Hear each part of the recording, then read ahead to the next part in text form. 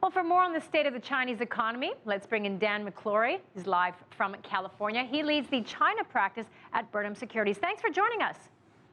Sure, Karina. Great to be on the show. Well, let's look at those numbers again. Chinese exports continue to fall in November for the fifth straight month, down by 6.8%. That was not as steep as in October, but still more than some forecasters had expected. What does the drop in exports tell us about what's happening in China right now? Well, clearly it tells us that the rebalancing of the economy is occurring because, of course, imports have increased at a rate that's greater than the decline of the exports. But what it really says is that China's main trading partners have not emerged from their recoveries, that being the EU and the United States. So when those trading partners start to become more vibrant and they're able to purchase more, we're going to see a recovery. But I would look at this as a example of the macro picture that shows the rebalancing of the economy is firmly underway, and the dependence upon an export-driven economy is reducing month by month. Okay, well, the markets seem to be also rattled by the drop in imports to China. They dropped 8.7% and marked a record 13-month decline. But the fall was much less than we saw in October when imports fell 18%. What do you make of the import data? You say that there's a rebalancing happening in China. How is that reflected in the import data? Well, the import data, again, suggests that there is a recovery in domestic consumption. We have seen an upward trend in domestic consumption, so that's what that would point towards. What it also tells us is that the stimulus measures and some of the government intervention is actually having an effect. So it's driving people to consume and to purchase more.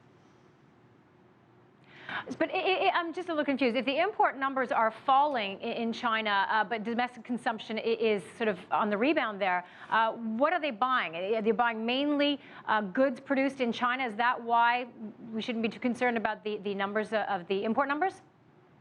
Yeah, of course, the high growth sectors are goods produced in China, e-commerce sales, which have been a great stimulant to the economy.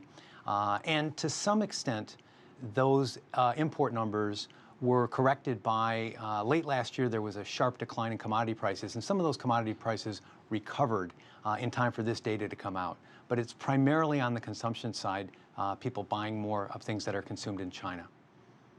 Okay, and in November, China reported a big drop in its foreign exchange reserves, down to its lowest level since 2013.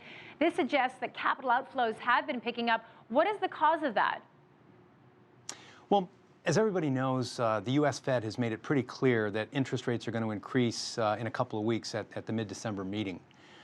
The effect that that has to global capital outflows, China included, is it makes U.S.-priced assets more attractive to investors. And that would stimulate Chinese investors, other global investors, to move money out of those markets and into the U.S. market, into dollar-denominated markets. I think that's one of the most important takeaways that we would have from that. The other aspect, Karina, to keep in perspective is even though China has the world's largest forex reserves, which are somewhere in the neighborhood of 3.4 trillion US dollars, that decline was about 90 billion US dollars, and roughly half, in fact greater than half, about $50 billion is likely attributable to the central bank in China, which was able to sell dollars because they were trying to slow the devaluation of the yuan. So about half of that was really induced by government policy. Okay, and you alluded to the fact that there has been stimulus in China and that it has been effective. It's been cutting interest rates throughout the year. You say it has been effective. Do you think that policy should continue, that we should see more interest rate cuts at this point?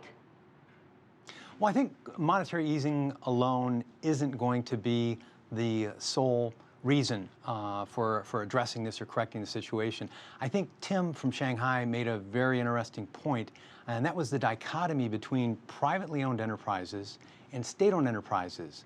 As we all know, that a decline in interest rates in China allows more money to be borrowed by the somewhat less efficient state-owned enterprises compared to the private sector.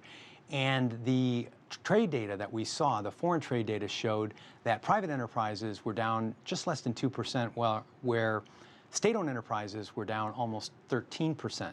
This is another rebalancing, this is another rationalization of the Chinese economy that's taking place, and I think that's an important trend to observe. And remember, the private-owned companies in China account for about 2/3 of that foreign trade volume that's occurring right now. All right, so last question, Dan. A monthly report by the Organization for Economic Cooperation and Development says the Chinese economy is showing some signs of stabilization. Sounds like you agree with that. Do you think the worst is behind us? I do agree with it. I do believe the worst is behind us, but I think there are a couple of factors that, frankly, weren't known and available at the time that report was published that give me even greater confidence. And that, as we know, is the admittance of the U.S.-listed Chinese stocks to the MSCI indices that occurred last week, and then also China's participation in the special drawing rights as a global reserve currency with the IMF. I think those provide two very unique additional incentives. It clearly gives China the financial leadership in the global economy that's been recognized maybe by a strong GDP or the size of its economy. But now China has the responsibility of leadership, and I think you're going to see even more motivation on the part of Beijing to have sound and rational and stable policies that are in keeping with China's newfound recognition in the global financial markets as one of the leaders. Yep, well, it definitely puts them on the global stage, that's for sure. Thank you so much, Dan, for joining us. Dan McClory, Managing Director at Burnham Securities.